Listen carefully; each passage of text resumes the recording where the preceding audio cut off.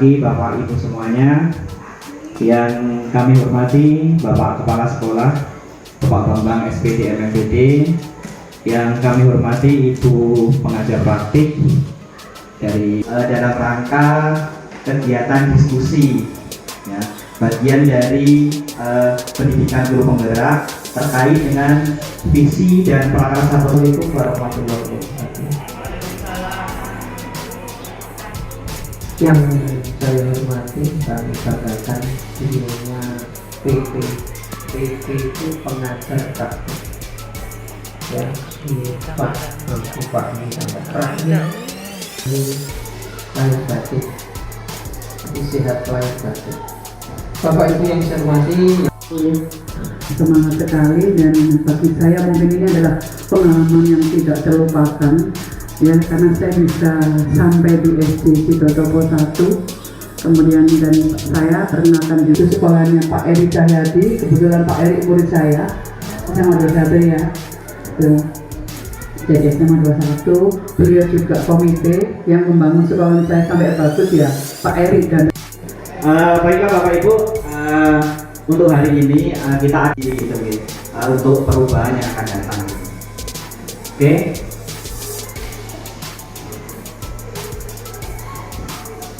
Ada yang lain? Nama Bu? Tujuan beserta sasarannya. Ada yang lain?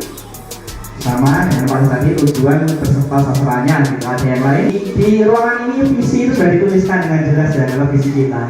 Hanya dalam impact dan sebagainya itu. Nah, pertanyaannya, visi ini apakah sudah terlaksana atau belum gitu? Apakah sudah berpihak pada siswa atau belum? Dan itu visi. Oke, sekarang saya ingin tanya, Bapak Ibu dalam hidup ini punya visi atau tidak? Punya gitu. Nah, misalnya Bu Usmi, visinya dalam hidup itu untuk apa? Rahmatan lil alamin. Apa? Tunggu saya. Visi hidup ini apa? Oh, sehat. Hidup sehat. Terus panjang umur yang barokah itu. Tepuk tangan buat Bu ini. Ini sehat, panjang umur, hidup. hanya sekedar tujuan, tapi ada harapan di situ. Jadi apa yang akan ingin kita gapai di masa yang akan datang? Tentunya ketika kita sudah merumuskan suatu visi, ya biasanya kan visi itu tertulis ya. Kalau di sekolah itu tertulis ya.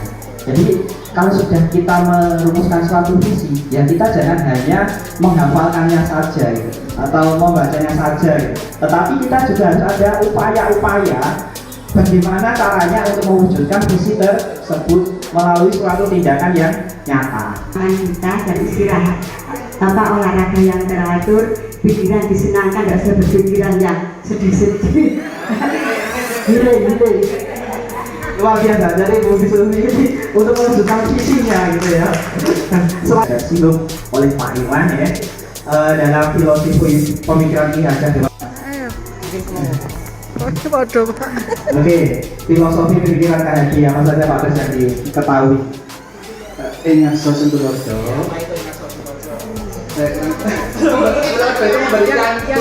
memberikan contoh nikmat dia mangan kaso. Jangan lupa kalau yang satunya itu di belakang memberikan sorotan. Tuturi ada ya. Di tengah itu adalah Ingmar Biomangan. Di belakang selalu memberi. Nah, ada 3 nih filosofi Kahadi yang kita akan gitu. Kenapa seperti itu? Gitu ya, hanya tuturi ada yang. Jadi di belakang kita hanya memberi dorongan kepada siswa. Nah, nanti kita akan masuk ke sini. Kenapa kok banyak itu ya biasanya? Jadi anak itu lahir itu sudah mempunyai kodratnya masing-masing ya. Kalau dalam KHD ini berkaitan dengan kodrat alam dan kodrat zamannya gitu ya. Kodrat alam itu terkait di mana anak itu tumbuh dan berkembang ya. Kalau kodrat zaman terkait di mana zaman anak itu berada gitu. Tentunya kan zaman sekarang dengan zaman kita dulu itu sangat berbeda jauh gitu. Oh ya, jadi harapan ibu untuk murid yang akan datang itu seperti apa gitu, ingin seperti apa. nggak boleh lebih dari satu harapannya. Misalnya saya ingin murid yang beriman, atau saya ingin murid yang seperti apa, monggo terserah. Jadi harapan ibu untuk murid-murid dengan di masa akan datang itu nanti ingin seperti apa gitu ya Bapak Ibu ya.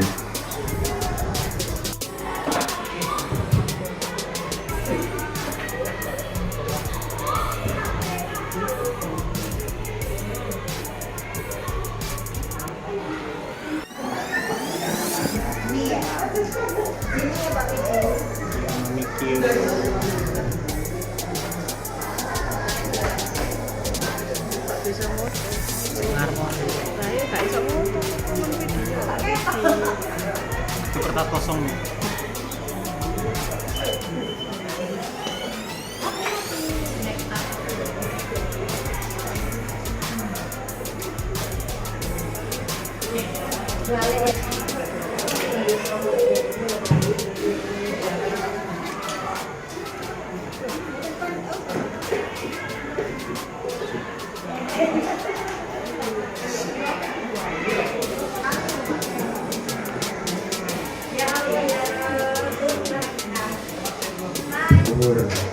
Kita Quran, disiplin dan santun terhadap guru dan orang tua, siswa yang budi pekerti luhur dan kreatif, ya, murid yang berkarakter jujur. Kemudian ada lagi cerdas, disiplin, jujur dari kecil, dan apa ini? Oke, kita ya. Mungkin ada harapan-harapan lain terkait dengan perkembangan zaman, misalnya perkembangan teknologi juga itu bisa berkembang gitu.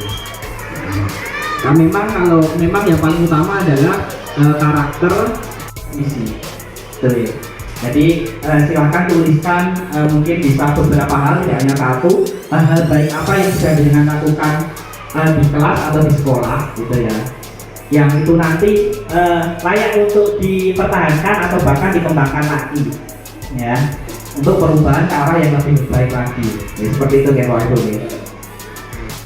Nah, karena ekskul itu sudah mempengaruhi semua di siswa. Biasanya dia di ekskul apa itu sudah bakat dan minat anak. Di anak pasti bahagia kalau dia di Surabaya. Saya kecil itu sering main sepak teko, terus benteng-bentengan atau apa. Sekarang anak itu kecenderungannya main digital, tapi itu memang zamannya mereka zaman digital ya. Tapi kita tidak boleh merupakan sejarah bahwa ada permainan-permainan yang memupuk persatuan dan persatuan. Kalau digital itu kecenderungannya banyak dilakukan individu. Terus sholat dua berjamaah yang dipimpin oleh Pak Ustadz yang ada di sini, biasanya Pak Taufik dan teman-teman, doa bersama. Itu juga mungkin mewakili visi yang tadi, bertakwa. Ya, terus yang terakhir adalah pasukan semut. Pasukan semut itu seperti tujuan saya tadi, menjadikan anak bermanfaat. Bermanfaat itu dimulai dari hal kecil, yaitu menjaga kebersihan.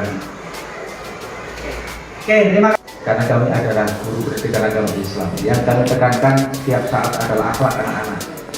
Ya, di mana banyak pembulian itu muaranya pasti nanti yang jadi sasaran adalah akhlak anak kita. Maka terus menerus adalah akhlak, penerapan akhlak terus menerus dan selalu dibukukan. Itu yang kita terapkan pada anak-anak, baik salingnya kepada guru, bagaimana lewat di depan guru, bagaimana berterus sapa dengan guru, itu selalu kita terapkan dan harus istiqomah kita terapkan. Yang kedua, yang sudah diberikan sekolahan untuk siswa kita yang harus teruskan adalah kegiatan keagamaan harus selalu continue. Walaupun dengan keadaan apapun, selalu istiqomah kita adakan. Terima kasih Pak. Untuk ini Pak, untuk pembiasaan akhlak itu kegiatannya apa? Kegiatannya itu setelah masuk ruangan, otomatis saling dengan guru, gitu kan. Merunduk, udah saat betul. Pulang juga seperti itu yang paling utama.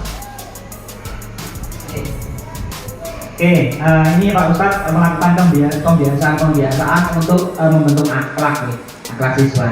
Hal-hal seperti ini merupakan kekuatan bagi kita Bapak Ibu untuk memulai mewujudkan visi perubahan yang akan kita lakukan. Ya, dari hal ini bagaimana nanti kita pertahankan, bagaimana ini kita kembangkan. Saya hanya menambahkan dari Pak Teris dan Pak sama-sama Pak Teris Kuadrat ya. Iya. Rasa nasionalisme ini perlu ditumbuhkan dan sudah kita lakukan. Setiap hari kita mengenal lagu-lagu nasional itu sebanyak mungkin. Jadi tidak hanya 17 Agustus saja, tetapi banyak ragam lagu nasional yang tertanam di pribadi anak masing-masing.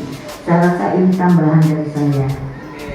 Terima kasih Bu Rina. Oke. Dan juga pembiasaan menyanyikan lagu wajib nasional sebagai bentuk rasa nasionalisme. Kemudian kalau di sekolah kita juga ada upacara bendera ya, setiap hari Senin sebagai wujud untuk mewujudkan visi ke depan kita gitu ya.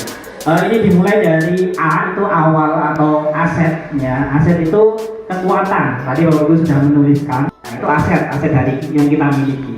Tantangannya apa? Tantangannya tingkah laku siswa yang kurang misalnya ya.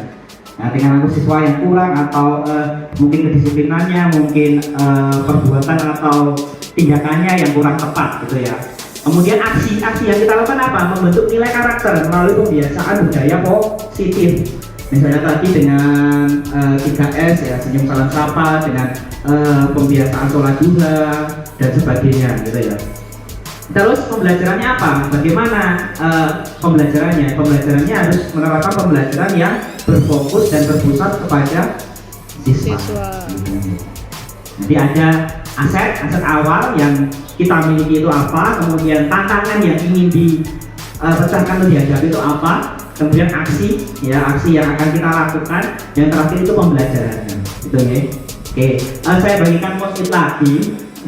Nanti silakan Bapak Ibu tulis satu saja aset ya apa-apa ya, satu tantangan, kemudian satu aksi, kemudian pembelajarannya apa gitu, satu saja ya apa-apa.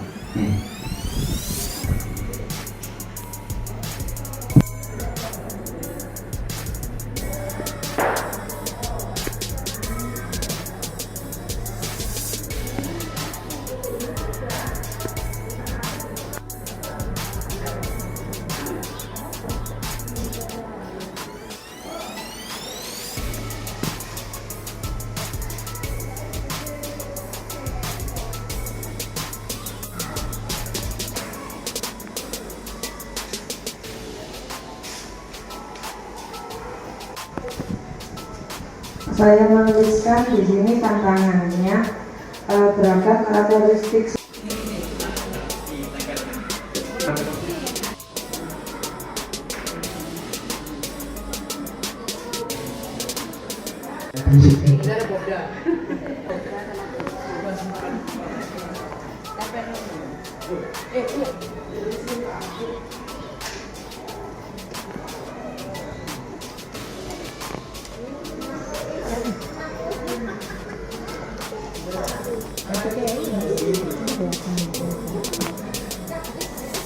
baik di rumah maupun sekolah. Oke. Dua, kita percaya bahwa murid adalah memiliki karakter masing-masing. Oke. Jadi nanti kalau ada murid yang agak berbeda, tidak boleh dimarahi. Bahwa mendapatkan ilmu dan budi pengerti. Yakin Bu Nani? Meyakin. Yang kedua, kita percaya murid adalah anak-anak yang memiliki karakter dan keunikan masing-masing. Filosofi kasih. Murid di sekolah kita mengutamakan pendidikan atau sasaran yang berpihak pada murid. Dunia ngajarin sholat malah dihukum ya. Kenapa murid di sekolah kita sadar betul bahwa murid di sekolah kita Mereka berada di sekolah untuk mendapatkan ilmu dan pendidikan dan pengajaran yang layak. Nomor 5, kita di sekolah ini yakin untuk Mereka mendapatkan pendidikan dan pengajaran yang layak.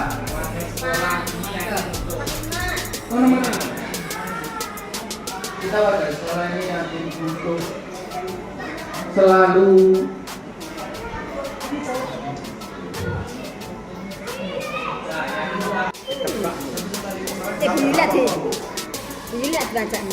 Boten-boten yang salah Pak, tidak ada yang salah.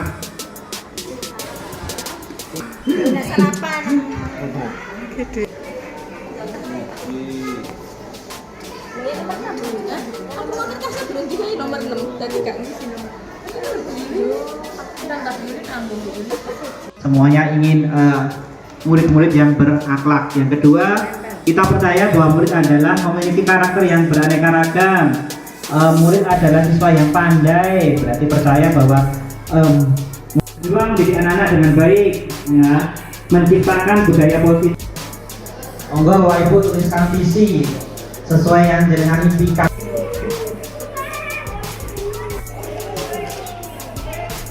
Oke Bu Min, bisa dibacakan visinya Bu Min. Ya, sholat. Salah pahaman tidak semena-mena gitu, punya rasa empati, kasihan juga.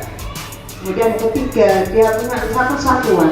Jadi dia tidak membentuk geng-geng yang membeda-bedakan. Iya, jadi ya kita semua teman gitu, nggak ada geng, nggak ada apa. Ketiga, persatuan. Keempat, mudah menerima pendapat teman lain, meskipun berbeda pendapat tapi tidak memaksakan kehendak. Kelima, punya jiwa sosial kepada sesama teman. Mengasihi juga nilai-nilai Pancasila yang perlu ditanamkan dalam visi dan misi sekolah. Di sekolah, visi sudah sesuai ya Pak Adi ya. Visi masih relevan.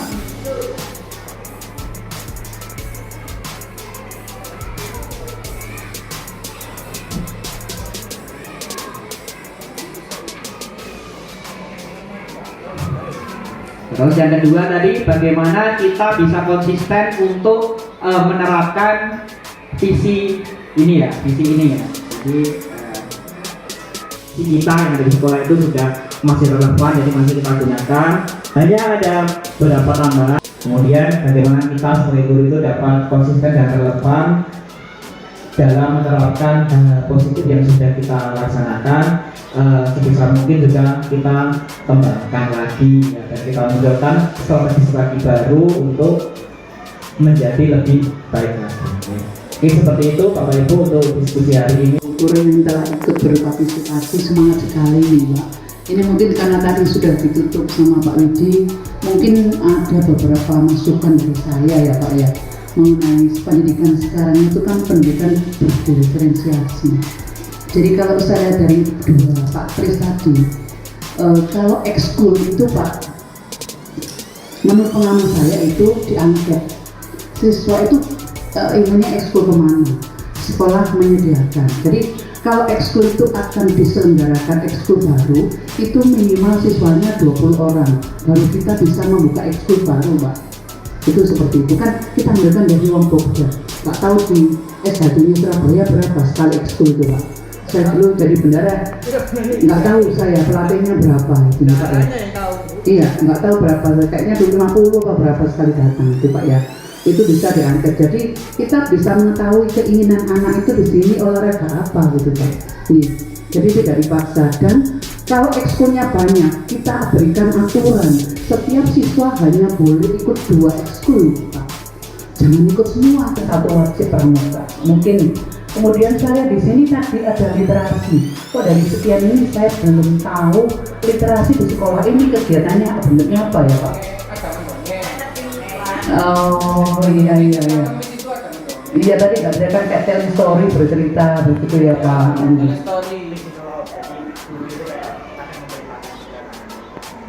Oh begitu. Jadi kalau misalnya kelas 1 mungkin diceritakan itu Pak ya, telling story ya. Jadi mungkin itu adalah bentuk literasi atau mungkin perpustakaannya dijaga. Ya, oh ini deh. Dan literasinya seperti itu. Tadi kalau dari Pak Kris yang agama itu di sekolah saya itu kita mencari anak yang sudah ada hafiznya. Saya sebagai pengajar praktek Pak Widi mengucapkan terima kasih atas kesempatan dan partisipasi panjenengan semua untuk melancarkan diskusi kali ini. Dan akhir kata saya mengucapkan Assalamualaikum warahmatullahi wabarakatuh dan salam sejahtera bagi kita semuanya. Terima kasih. Terima kasih Bapak Ibu semuanya, terima kasih Bu Rami atas masukan-masukannya. Semoga dapat kita laksanakan agar kedepannya nanti sekolah kita bisa lebih baik lagi. Ya. Baiklah Bapak Ibu, kami tutup untuk kegiatan diskusi ini dengan bacaan hamdalah bersama-sama. Alhamdulillahirabbil alamin. Saya akhiri. Assalamualaikum warahmatullahi wabarakatuh.